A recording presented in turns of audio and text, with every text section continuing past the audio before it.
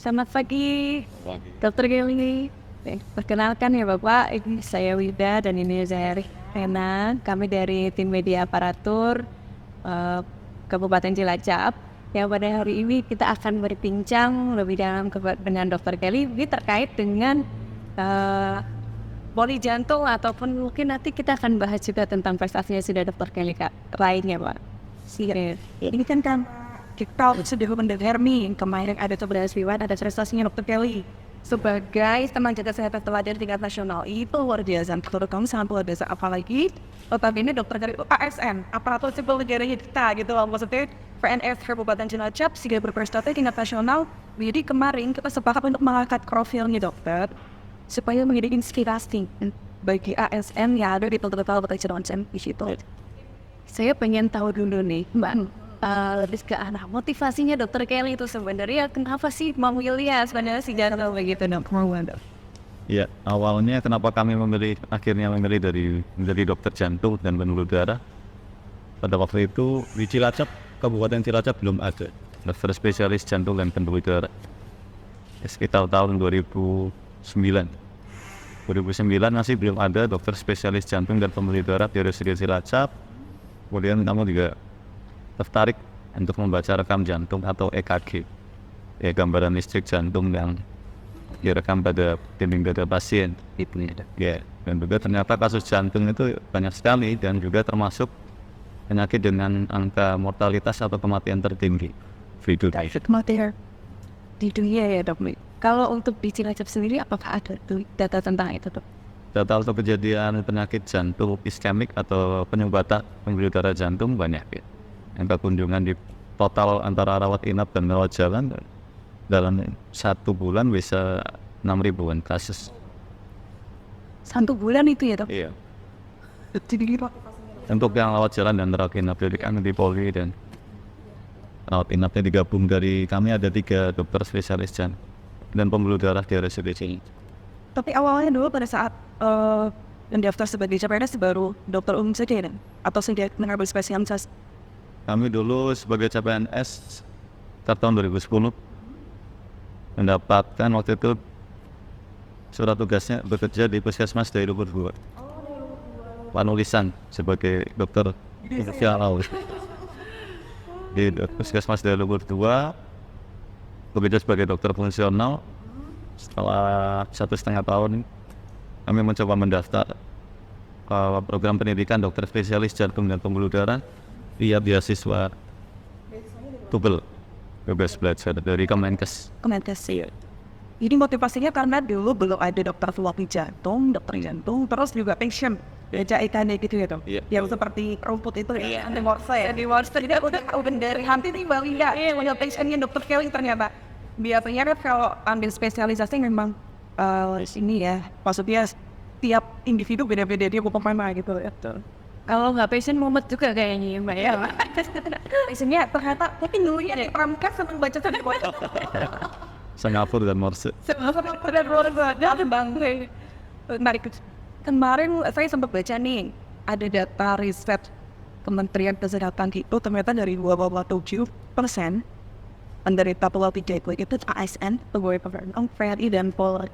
Nah ini kira-kira menurut kacamata dokter Kelly ini analisisnya nih seperti apa? Kenapa? Apakah karena ASN itu angkanya banyak untuk profesi di Indonesia ataukah memang ada kasus khusus gitu loh? Nah, menurut dokter Kelly? Ya, terima kasih. Mau terlepas itu ASN atau bukan, bahwa prevalensi dari penyakit jantung dan pembuluh darah akan semakin terus meningkat.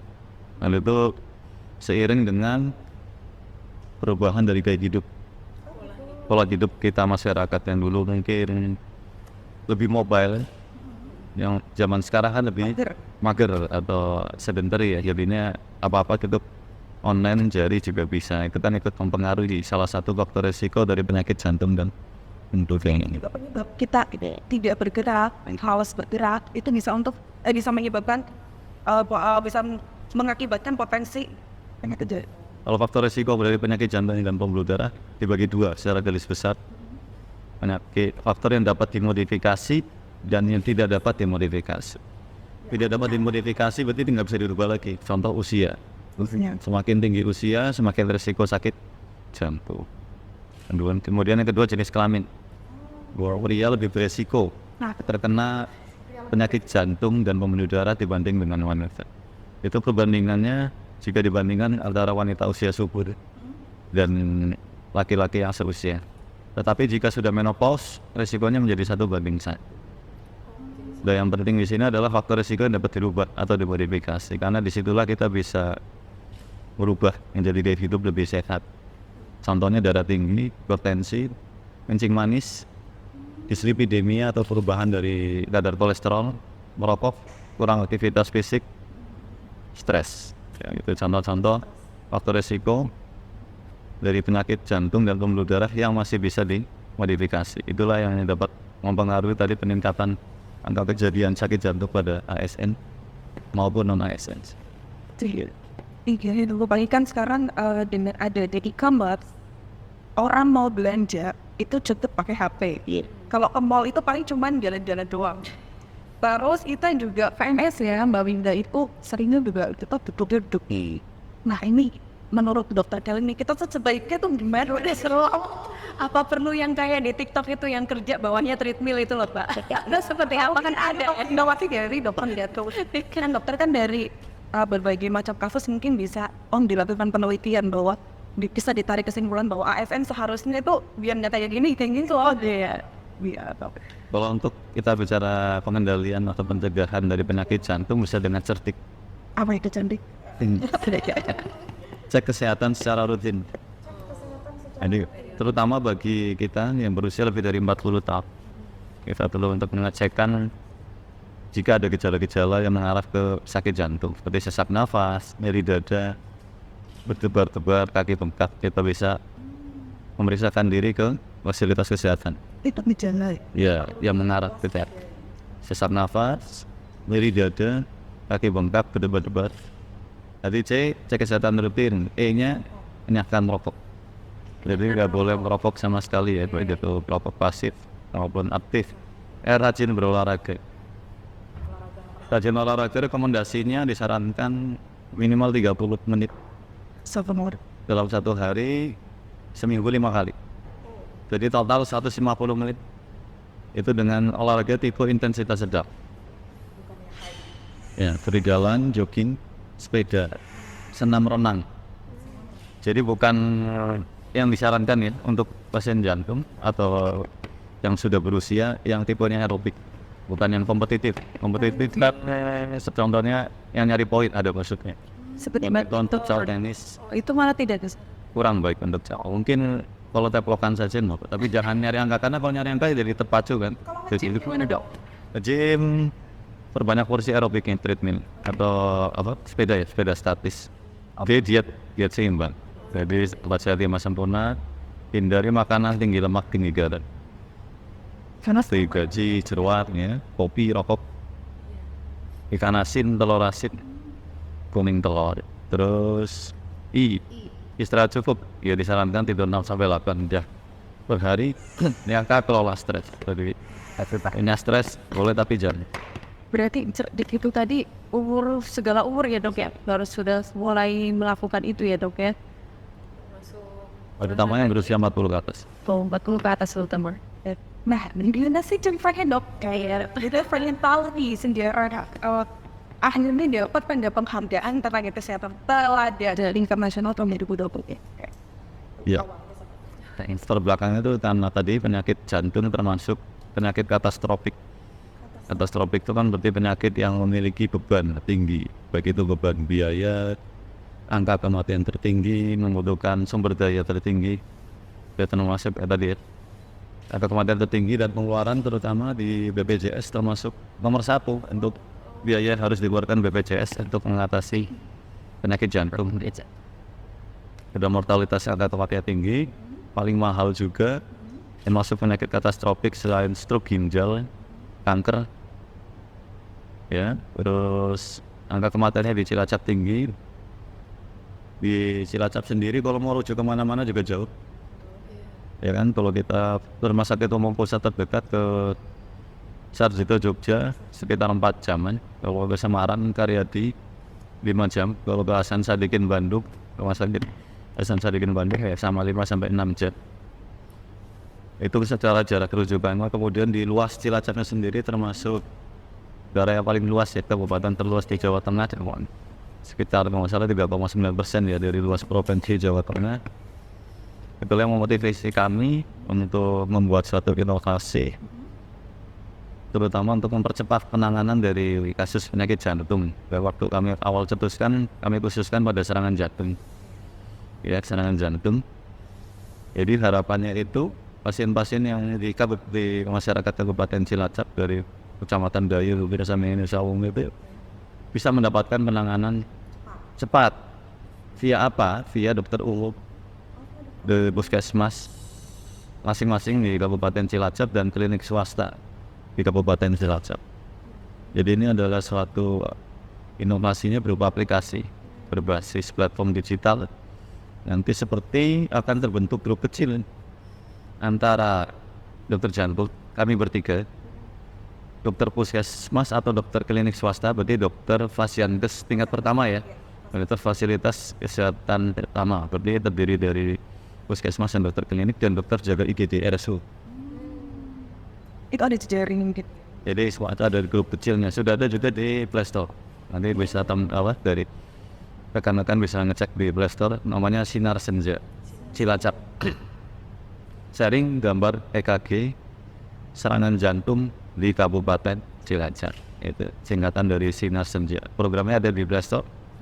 Itu mekanismenya seperti apa? Apakah dokter Kelly itu memberikan edukasi tentang penanganan jantung kepada dokter umum yang notabene mereka mungkin secara ilmu belum seharusnya mereka masih ingin seperti itu, atau mereka hanya mengirimkan data gambar untuk dibaca dokter di aplikasi tersebut? Terima kasih.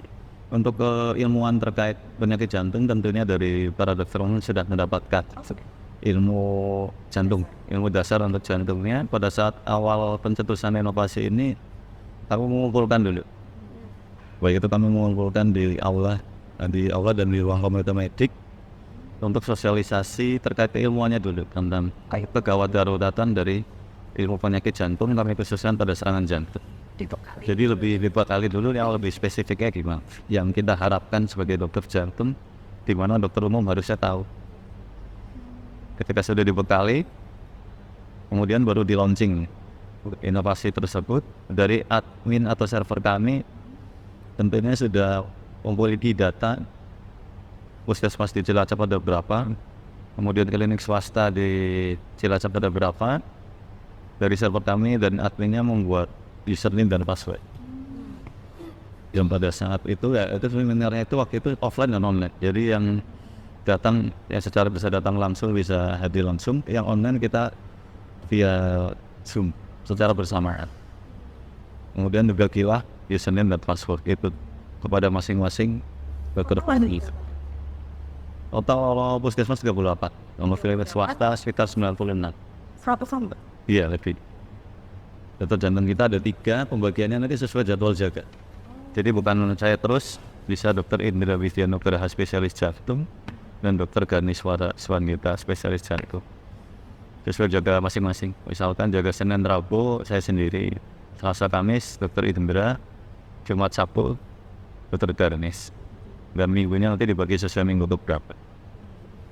Itu mencatat data pasien penyakit jantung se-kabupaten. Ya, nanti penerapannya aplikasinya dokter umum misalkan ada kasus kecurigaan sakit jantung, dia menganamnesis, dia menanyakannya keluhannya, dilakukan pemeriksaan fisik, dan di Cilacap kan sudah semua puskesmas ada EKG, ya mungkin yang belum ada klinik swastanya, kan ada klinik swasta khusus rawat jalan saja, belum semua rawat inap. Nah dari situ nanti login, lalu masuk mengirimkan ke kami, ya bisa pertama diisi data-data dan nama pasien, kemudian usia, alamat, agama, nomor BPJS.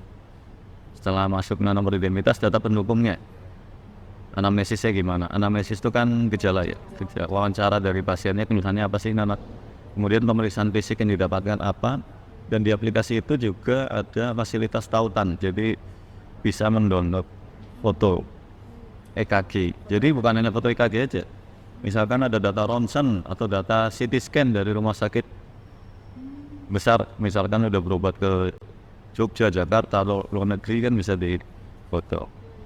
Untuk foto EKG ini sudah kami ajarkan juga. Lurus, harus tegak lurus, jadi nggak miring. Tegak lurus terhadap EKG sehingga gambaran EKG yang real di tempat daerah perifer, daerah terpencil tersebut seperti yang kita baca sama.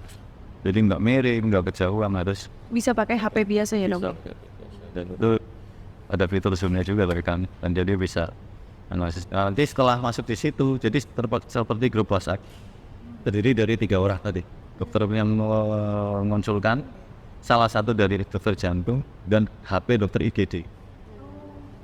Jadi nanti kayak ada grup kecil isinya 3 orang itu aja. Jadi untuk privacy dan otomatis lebih terjaga. Jadi bukan kayak grup WA kita kirim kan semuanya bisa dari ujung timur ke barat bisa tahu nggak, Mbak? Jadi hanya 3 orang, nanti di situ terjadi komunikasi. Outcome-nya 3, luarannya 3. Bisa pasiennya ternyata setelah kami analisis dokter jantungnya bukan karena jantung nih, dia cukup bisa aja. Oke. Nanti kami berikan lagi terapinya apa. Atau misalkan memang kegawatan jantung, tetapi ada rumah sakit yang capable juga, yang mampu menangani kasus jantung. Contoh kasus di Cilacap Barat, ternyata lebih dekat ke Banjar, Patraman, kan ada SPJB-nya, atau ke Margono. Ya kami sarankan ke sana, jadi nggak harus ke sini. Kalau daerah sekitar Cilacap, ngarah jantungnya ke sini. Jadi keuntungannya juga bagi dokter IGD tentunya tahu tuh, oh ternyata mau ada rujukan ke Cilacap, ada sudah Cilacap nih dari puskesmas ini. Jadi dokter IGD sini kalau nanti dirujuk ke Cilacap, ada sudah Cilacap sudah lebih siap menerima pasien tersebut. Jadi memang lebih tepatnya aplikasi ini kan lebih global ya, untuk kebermanfaatannya luas untuk semua kabupaten Cilacap, bukan hanya untuk milik RSUD. Sebenarnya aplikasi untuk RSUD Cilacap, dan juga bukan hanya untuk tujuan kuratif atau pengobatan dan rehabilitasi, tetapi juga bisa preventif atau promosi. Jadi masyarakat awam bisa download juga. Di aplikasi ini ada fasilitas yang khusus awam. Nanti ada rubrik-rubrik tentang penyakit jantung. Jadi masyarakat awam bisa download. Di sini bukan untuk konsul. Yang konsul harus masukin username dan password. Tapi kalau untuk awam, nanti langsung tampilan depannya rubrik. Contohnya faktor risiko sakit jantung apa, di situ ada artikel kesehatan. Yes, Untuk edukasi edukasi. Kalau ini bisa diakses 24 jam bisa. Berarti pernah juga dapat malam-malam dapat dari aplikasi ada bisa. beritahuan kayak gitu dong. Iya, kalau kasus kegawatan bisa tidak mengenal waktu ya. Contoh serangan jantung ya. Dari kata serangan sendiri tidak dapat diprediksi waktunya kapan, di mana, oleh siapa. Kita launchingnya kapan dok? Keluar Juli. Berarti dari Juli sampai ke Oktober ini dok. Bagaimana tingkat mungkin penggunaan dan efektivitasnya? Tingkat penggunaannya sekitar saat ini sekitar 20-25 kasus yang dikonsultasi aplikasi. Tentunya tetap kita lakukan terus sosialisasi ke dokter umum terkait manfaat yang besar dari aplikasi. Jadi kan keuntungannya dengan aplikasi ini langsung dokter umum bisa langsung komunikasi sama dokter jantungnya. Kalau yang dulu kan mungkin dokter umum dengan dokter umum IGD. Nah, jadi kalau ini kan bisa langsung bypass ke kami. Jadi bisa langsung lebih titis, lebih. Oh ya, jadi saat ini puskesmas itu bukan hanya ini urusin posting, masuk angin gitu ya, dia punya EKG yang bisa langsung konsultasi cepat dengan dokter jantung di Wisma Macam gitu. Luar biasa. Nah kalau kasus gawat darurat kan kira-kira misalnya ada serangan jantung di misalnya, terus dokter puskesmasnya lapor gitu. Apakah saat itu juga bisa dilakukan rekomendasi pengobatan langsung untuk melalui dokter umum gitu dok? Ya. Ada pernah kejadian? Jadi kami akan memberikan advis terapi. Dengan kami sudah tahu nih obat yang ada di puskesmas apa aja yang ada. Jadi obat-obatan jantung yang harus masuk. Tapi yang ada di puskesmas kita adviskan dulu. Tolong berikan ini sambil rujuk. Sambil rujuk. Nah, sambil rujuk. Nanti goalnya tetap memang betul dirujuk. Ya bisa ke RSUD Cilacap atau ya terdekat yang capable. Yang gawat darurat kewenangannya tetap dirujuk ke masjid ya dok? Untuk Bisa mengeluarkan rujukan di aplikasi itu juga dok. Kalau rujukan kewenangan dari puskesmas sendiri. Tapi kan udah ada advis dari kami, dari dokter jantung. Itu lebih percaya diri. Betul. Sejauh ini ada mungkin kasus yang gawat daruratan yang mungkin tingkatnya parah atau gimana di yang ini ya sudah Kebanyakan emang serangan jantung. kok Sekitar 60%, 60% serangan jantung, 40% bukan. Jadi itu sana saja ya. Dokter IGD-nya kurang percaya diri ini karena jantung apa enggak, karena gejala jantung juga kadang samar ini. Jadi perlu evaluasi lebih kalau serangan jantung itu ada tingkatan-tingkatannya gitu nggak sih dok? tingkatan apa? Keparahannya level ya. Yang pasti kalau kita bicara serangan jantung ada 3 kelompok besarnya. Jadi ada yang pertama sumbatan total. Ini pembuluh darah ini merah-merah. Pembuluh darah ini jadi fungsi ini yang merah-merah adalah pembuluh darah koroner. Pembuluh darah jantung. Jadi otot jantung ini otot semua nih. Jantung itu isinya otot. Yang ngasih makan otot ini pembuluh darah ini. Kayak saluran irigasinya yang merah-merah gitu. Kalau sumbatannya total otomatis contoh di sini ya. Otomatis darahnya bawah sini Nggak bisa. nggak dapat darah, otomatis daerah jantungnya di sini ototnya kelaparan, otot jantung kelaparan, respon manifestasi yang muncul nyeri dada. Jadi pada saat nyeri dada itu sebenarnya otot jantungnya minta tolong untuk dibuka sumbatannya itu. Jadi sumbatan ada yang total, ada yang sebagian. Yang sebagian dibagi 2 lagi, serangan jantung ringan sama sedang. Tapi yang kalau yang paling parah yang total. Nah dok, anak-anak mungkin nggak dok? Kalau kejadiannya tadi anak-anak tidak, hampir pasti tidak mungkin terjadi karena untuk penumpukan lemak atau plak di bawah pembuluh darah butuh waktu. Betul waktu. Biasanya sekitar usia dulu polanya trennya 40 tahun ke atas, sekarang 30-20 sudah ada ya. Ini kan tadi baru yang pertama ya dok, di sumbatan total, terus yang kedua dan yang ketiga. Yang ketiga di sumbatan yang sebagian. Jadi sebagiannya itu ada yang sebagiannya itu hampir menyeluruh, ada yang cuma sedikit.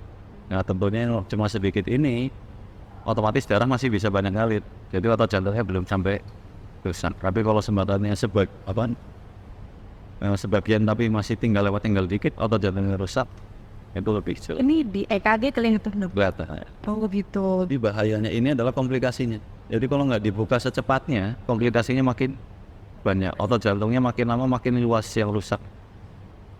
Makin lama kalau tidak dibuka pembuluh darahnya, angka harapan itu makin turun. Karena tadi misalnya cuma sedikit, kalau nggak dibuka makin meluas. Otot jantungnya komplikasi makin macam-macam. Karena ini aplikasinya bisa langsung bypass ke dokter jantung, omsetnya masih bagus-bagus. Justru kasus-kasus jantung perbandingan waktu saya masih pendidikan di Rumah Sakit Umum Pusat dan waktu setelah kerja, omsetnya lebih bagus pasti perifer daerah tempat kerja. Omset yang bagus untuk serangan jantung harus dibuka kurang dari 12 jam dari nyeri dada. Jadi kalau kita di Rumah Sakit Pusat Karyadi, Sarjito, Hasan Sadikin itu udah rujukan dari RSUD, jadi omsetnya tuh udah lama. Sedangkan di sini masih baru kejadian, masih nyemek lah. Sudah langsung dibasulkan, jadi angka harapan keberhasilannya lebih tinggi. Jadi nanti di RSUD Cilacap yang bisa dilakukan dikasih obat untuk menghancurkan sumbatan, obat pengecer darah yang hebat adanya di RSUD. Kedepannya nanti tahun depan insya Allah akan dibangun cath lab atau laboratorium kateterisasi. Di harapannya nanti saya sendiri sudah alhamdulillah sudah keterima untuk melanjutkan pendidikan Lagi. dokter intervensi ya. Lagi intervensi nanti supaya harapannya nanti setelah kami lulus bisa pasang ring di Cilacap. Wow. Luar biasa dok, luar biasa. Itu nanti tahun depan insya Allah berdiri. Udah dapat RSUD Cilacap alhamdulillah masuk rumah sakit jejaring Kemenkes untuk pembangunan cath lab. Dan saya sudah keterima di RSUD Sarjito sejak Februari tahun lalu 2022. Nunggu antri lah karena yang antri sekolah dokter jantung yang bisa pasang ring juga banyak. Sesi ngantri. Berarti sudah diterima tapi kuliahnya nunggu. Kan ini proses HP dok, soalnya kita PB saya. Ada nggak sih misalnya pengen screening pesannya jatuh? Kita harus kemana nih?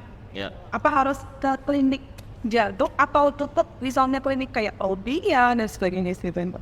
Terima kasih. Kalau untuk klinik seperti lab swasta, otomatis yang bisa dilakukan kan untuk pengecekan darah. Oh gitu aja. Pengecekan darah, treadmill juga bisa, dan EKG bisa. Tetapi kan yang penting adalah konsultasinya. Nanti pembacaan ya konsultasi, walaupun nanti dari lab swasta juga akan dirujuk ke dokter yang membaca. Tetapi kan lebih mantap kalau ke klinik penyakit dalam atau klinik jantung dan pembuluh darah. Orang saya nggak apa-apa dok. No, untuk screening lebih dari 40 tahun bisa kita lakukan screening dari tanya-tanya anamnesis, kemudian kausa basic, rekam jantung EKG, treadmill, uji latih jantung dengan beban. Jadi treadmill jalan di mesin tapi ditempel EKG sama USG jantung atau ekokardiogram. Dan setelah ini kayaknya saya mau nanya nih, kita baru ada klinik jantung kan beberapa tahun. Ya, Keunggulan klinik jantung RSUD Cilacap dibandingkan mungkin yang sudah senior Istaria di Sanhito dan seperti itu. Atau kalau misalnya kita mau di compare dengan rumah sakit jantung harapan kita nih misalnya dok, apakah kita sudah akan menuju ke sana? Nah seperti apa nih keunggulannya mungkin periksa cepat. ya, terima kasih. Otomatis karena RSUD Cilacap kan tipe B. Tipe B. Kemudian kalau rumah sakit rujukan yang lain kan tipe A. Memang secara aturan lebih canggih sana, lebih lengkap sana. Tapi untuk di RSUD Cilacap sudah memiliki 3 modalitas untuk penegakan diagnosis penyakit jantung dan pembuluh darah.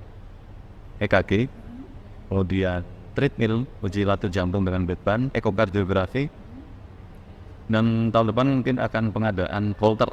Alat Holter monitoring adalah alat untuk mendeteksi gangguan irama jantung, gangguan listrik jantung. Jadi nanti seperti rekam jantung tapi dibawa pulang selama 1 hari. Jadi kayak jantungnya dipasang CCTV.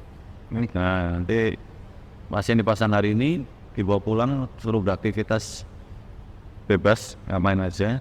Besoknya kembali ke poli, nanti baru kita analisis di komputer iramanya apa aja nih. Oh ternyata gangguan iramanya pas lagi makan atau pas lagi tidur. Itu nanti kelihatan. Kamu kadang-kadang pasien merasa deg-degan nih, aku merasa detak jantungnya nggak teratur.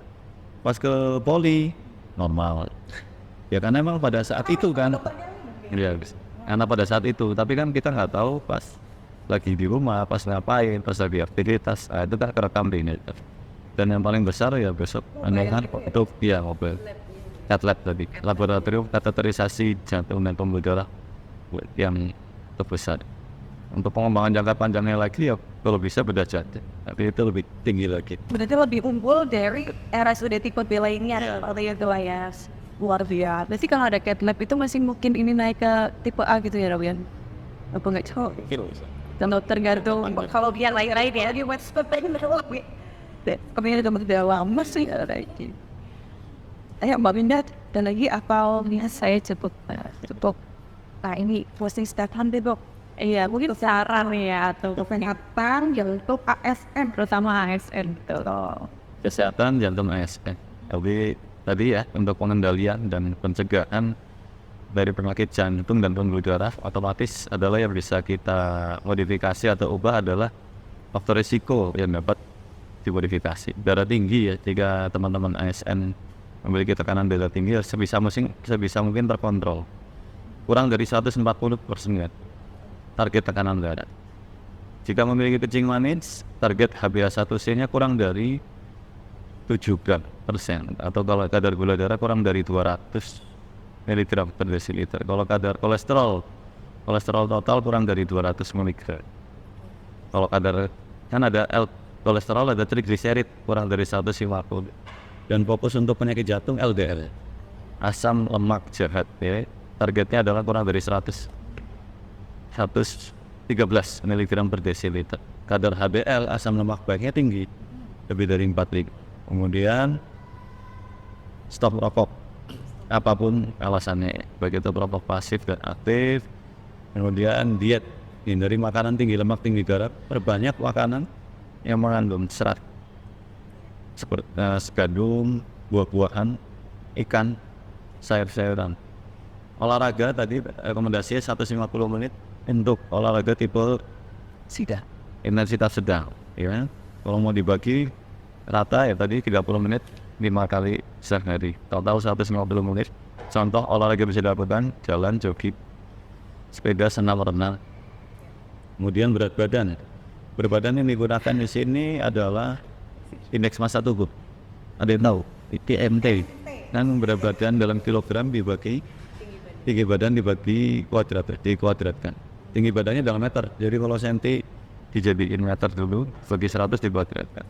20 sampai 25 kilogram per meter persegi. Ya, kalau overweight atau obesitas kan di atas 25. Misalkan berbadan 70 dibagi tinggi pun misalnya 170, berarti 1,7 meter di kuadrat. Nanti ketemu meter. Terus lingkar pinggang, laki-laki kurang dari 94 sentimeter. cm, wanita kurang dari 80 cm. Targetnya seperti ini. Terus dengan cerdik tadi ya, jaga apa tadi, cek kesehatan secara rutin, enyakkan rokok, rajin berolahraga, diet seimbang, istirahat cukup, kelola stres. Tadi itu kalau misalnya berbicara tentang darah, kayaknya kita masih di range yang aman. Yang nggak aman itu tekanan pekerjaan dong. Itu yang bikin kita stres. Jadi dari cara kita Kalau stres itu yang mana bikin Lebih perbanyak ini. Jadi kebanyakan beliau sih waktunya. Tahu ada dan ya. Oke deh, terima kasih. Terima kasih banyak udah kayak berapa jam kita buat 45 menit ya dengan semoga tadi kita kisahnya ada edukasi penyakit, ada cerita tentang pribadi dan sebagainya itu nanti menginspirasi tempat-tempat AS berprestasi seperti dokter. Siapapun bisa memiliki impian, ide, gagasan. Karena kan hal besar dimulai dengan hal yang kecil. Word of the day. Sesuatu yang besar pasti dimulai dari hal-hal yang kecil. Sesuatu yang besar dimulai dari hal yang kecil. Siap. Sudah seperti itu. Di sini Terima kasih banyak. Semoga juga ini terobosannya nanti memberikan semakin banyak manfaat untuk seluruh masyarakat maupun ASN. Ini kalau mau ya bisa direplikasi juga. Direplikasi ke disiplin ilmu yang lain. Atau ya kan contoh kegawatan di bedah atau di alat, di saraf, stroke atau kecelakaan itu bisa nanti versi dokter bedah, versi dokter urologi, versi ortopedi, versi saraf untuk program ini pengembangannya biar bisa direplikasi istilah untuk pengembangan. Luar biasa sehari ini.